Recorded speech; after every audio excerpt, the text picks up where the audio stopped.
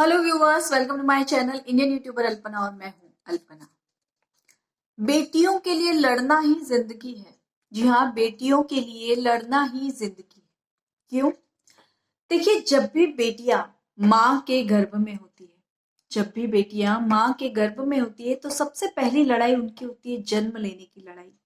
क्योंकि बाहर के लोग ये डिसाइड करेंगे कि उसे जन्म लेना है या नहीं लेना है। तो सबसे पहले उसकी लड़ाई होती है जन्म लेने की लड़ाई।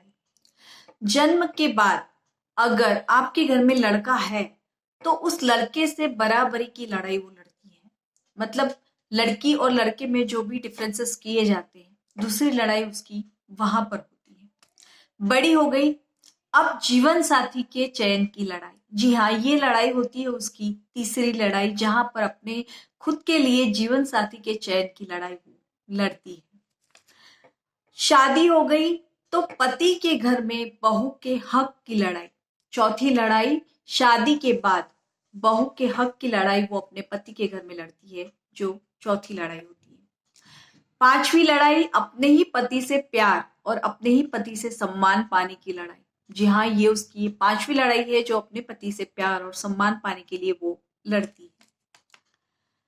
छठी लड़ाई, अगर उसने बेटी को जन्म दिया है, अगर उस बेटी ने बेटी को जन्म दिया है तो अपनी बेटी को अपना हक पाने के लिए लड़ने की, या उसके अपना हक पाने के लिए, या उस अपने हक के लिए तैयार करने की जो लड़ाई होती है, ये सातवीं लड़ाई होती है उसकी।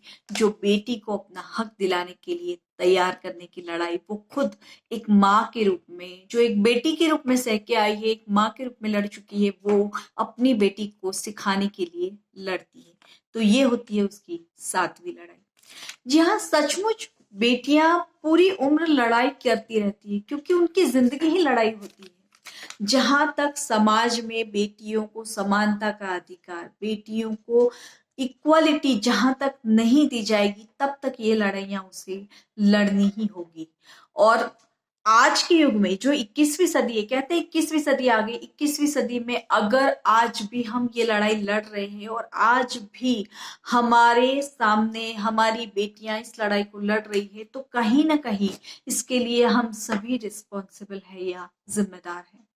क्या करे कि ये जो लड़ाई है, जो उनकी जिंदगी भर जन्म से लेके मृत्यु तक ताउम्र चलती रहती है, तो हम ऐसा क्या करें कि इस लड़ाई को हम रोक सके, या इस लड़ाई को हम उसकी जिंदगी से विभाजित कर सके। सोचे, विचार करें, और हाँ, प्रयत्न जरूर कीजिए। अगर आप किसी को इस तरह की परिस्थिति में देखते हैं, अगर आप किसी को पाते हैं इस तरह की परिस्थिति में, तो वहां से उसे निकालने में मदद जरूर कीजिए, उसकी सहायता जरूर कीजिए। क्योंकि कहने में तो हम सभी कहते हैं कि बेटियां हमेशा लड़ती रहती है, या बेटियों के लिए लड़ना ही जिंदगी है, पर क्या कभी उसको अलग तरीके से सोचकर उसकी मदद करने के लिए हम आगे आते हैं? नहीं आते। क्यों नहीं आते? 21वीं सदी में हम आज जी रहे हैं, और आज बेटियों के लिए आवाज उठाने में कोई गुनाह नहीं है, ये कोई जुर्म नहीं है।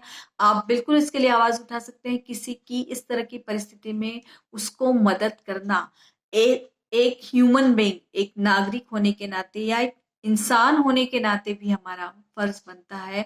तो हमेशा ये शब्द कहने से पहले कि बेटियां हमेशा लड़ती रहती है, वो क्यों लड़ रही है, उन्हें क्या चाहिए, इसके बारे में अगर आप सोचे, विचार करें, तो हम समस्त बेटियों को आगे बढ़ा सकते हैं। Thank you.